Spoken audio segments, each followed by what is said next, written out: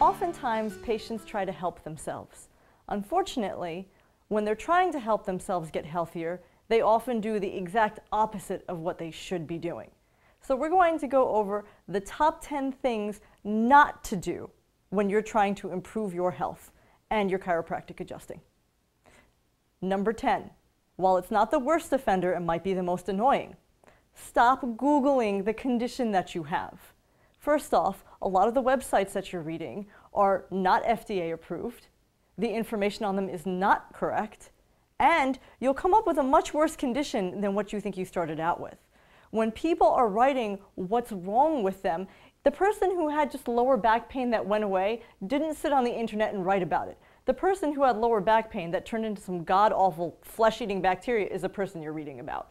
So don't Google your conditions, because oftentimes you're not getting the whole picture. If you really have a problem, see your chiropractor. Number 9, use heat on your back or those Flexerol patches or those heat patches that stay on you for more than an hour. Whenever you use heat for more than 15 minutes in any form at all, it is a contraindication.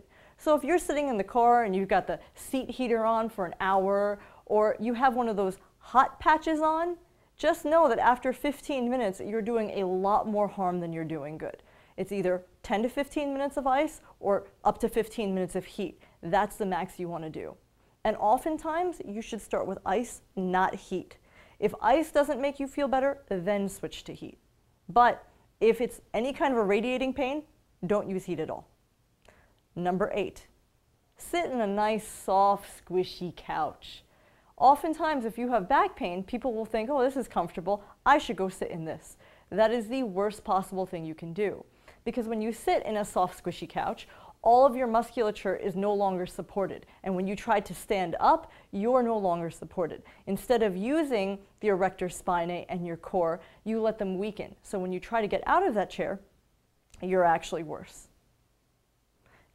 The 7th thing that you should absolutely in no circumstances do is put things in your back pocket. The sciatic nerve, which is the largest nerve in the human body, it's the size of my thumb when every other nerve is the size of an angel hair spaghetti.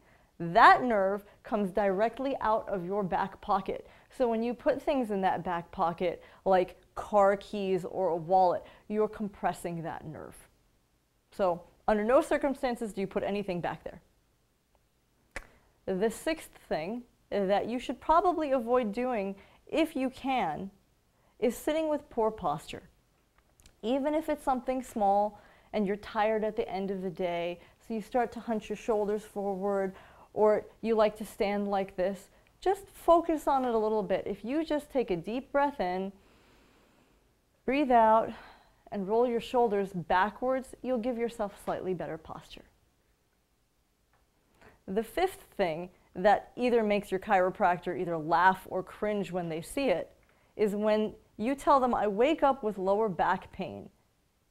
Well, if you're waking up with lower back pain, what are you sleeping on? If you continue to use a bad mattress, for example, you're going to have back pain for the rest of your life. In fact, you can start a trust fund for your chiropractor's children, because 80% of all your healing happens while you're sleeping. So if your mattress has a divot in it, then you're in big trouble, because while you're sleeping, your back isn't supported again. If that's the case and you can't afford a new bed, just put a piece of plywood between the box springs and the mattress. The 4th thing that you can do that will ensure you have bad health for the rest of your life is wear improper shoes. Stilettos, high heels, all of those kind of shoes, what they do is they hike you up. When they hike you up, it tightens up your hip flexors. When your hip flexors tighten, then your back muscles have to work harder to pull you forward. It's basically like you're in downhill slalom position all day, every day. Now, in addition to wearing high heels, wear Uggs. Wearing Uggs is the next worst thing that you can do in terms of shoes. Uggs have absolutely no support for your feet whatsoever. They don't protect the integrity of your arches, and they're basically forcing you to be flat-footed as time goes on. So what you really want to do is Clarks are a great shoe. Any kind of a sneaker is a very good shoe. You want some kind of a shoe that has a good arch support in it, but that also isn't too high of a heel. Also, clogs aren't good and flip-flops aren't good because they don't support the whole foot. The third thing that you shouldn't be doing is when you're in pain or you don't feel good, don't eat inflammatory foods. Cookies, cake, brownies, anything fried, anything with white wheat in it, any trans fatty acid, all of those things are terrible for you. What you really want is leafy green salads, blueberries, any kind of fruits, anything that looks like you've actually picked it from the ground. Here's a good rule of thumb. Go around the perimeter of the grocery store. Those are things that can go bad. Things that can go bad have nutrients in them. Things that can sit on a shelf can also sit inside of you. Those healthy things actually promote healing, and they'll promote the decrease of inflammation. So the last thing you want to do is eat something that's super inflammatory. The first and most important thing that you've probably done that you should not do is wait till the pain goes away.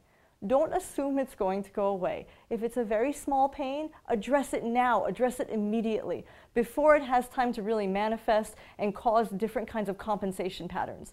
So, for example, let's say you have a lower back pain and you ignore it, guess what happens to it next? It turns into a knee pain. After it turns into a knee pain, it turns into a hip pain. Once it turns into a hip pain, it turns into an upper back problem and then a neck problem. So, nip it in the bud. Wait till it's very small. If you eliminate these 10 things that you've probably been doing, you will be amazed at how much healthier and better you feel.